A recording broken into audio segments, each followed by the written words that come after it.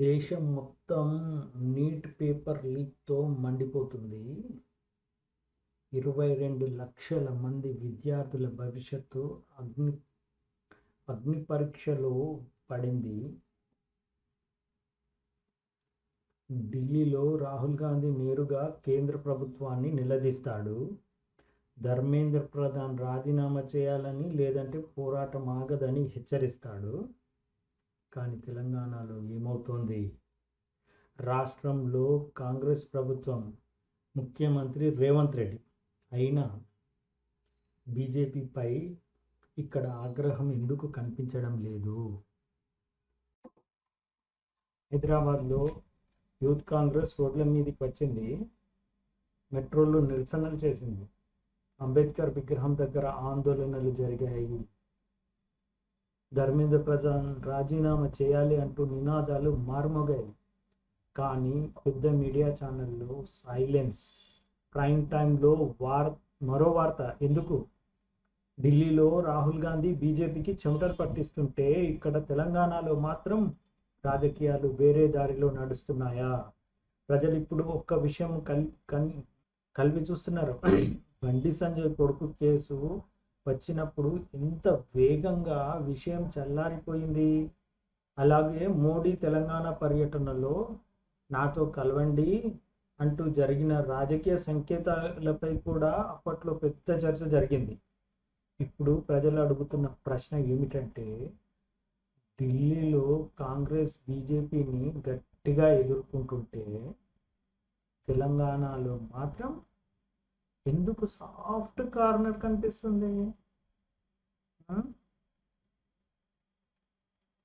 ఇది ప్రజల అనుమానం. ఎందుకంటే ఢిల్లీలో రాహుల్ గాంధీ ఫైర్ మోడ్లో ఉంటే ఇక్కడ మాత్రం పొలిటికల్ అండర్స్టాండింగ్ నడుస్తుందా అన్న ప్రశ్నలు వినిపిస్తున్నాయి. ఒకవైపు విద్యార్థుల భవిష్యత్తు నాశనం అవుతుంటే మరోవైపు మీడియా సెలెక్టివ్ సైలెన్స్ ఎందుకు? హైదరాబాద్లో కాంగ్రెస్ భారీ నిరసనలు చేస్తే అవి ప్రైమ్ టైం డిబేట్స్ ఎందుకు కాలేదు? ఒక చిన్న ట్వీట్ కోసం గంటల డిబేట్లు పెట్టే ఛానల్స్ వేల మంది పాల్గొన్న నీట్ నిరసనను ఎందుకు పక్కన పెట్టాయి? ప్రజలు ఇప్పుడు గమనిస్తున్నారు.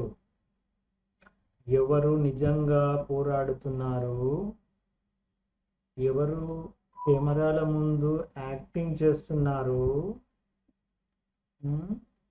నీట్ పేపర్ లీక్ అంటే కేవలం ఒక ఎగ్జామ్ లీక్ కాదు, పేద మధ్య తరగతి పిల్లల కలలపై దాడి. రాత్రింబవళ్లు చదివిన విద్యార్థుల నమ్మకాన్ని చంపేసిన వ్యవస్థ.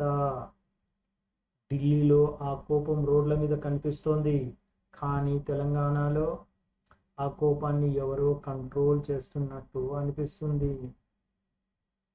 ఇప్పుడు ప్రజలు అడుగుతున్న ప్రశ్న ఒక్కటే, రాహుల్ గాంధీ ఢిల్లీలో పోరాడుతున్న కాంగ్రెస్ నిజమా, లేక తెలంగాణలో కనిపిస్తున్న కాంగ్రెస్ నిజమా? బీజేపీతో యుద్ధమా లేక ఒప్పందమా? మీ అభిప్రాయాలని కామెంట్ రూపంలో తెలపండి. తెలంగాణలో ఈ నిరసనలకు కావాలని కవరేజ్ తగ్గించారా? కామెంట్ చేయండి.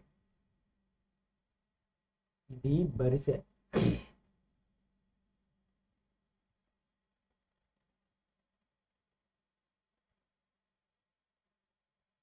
మీ అభిప్రాయాలు ఏమిటి?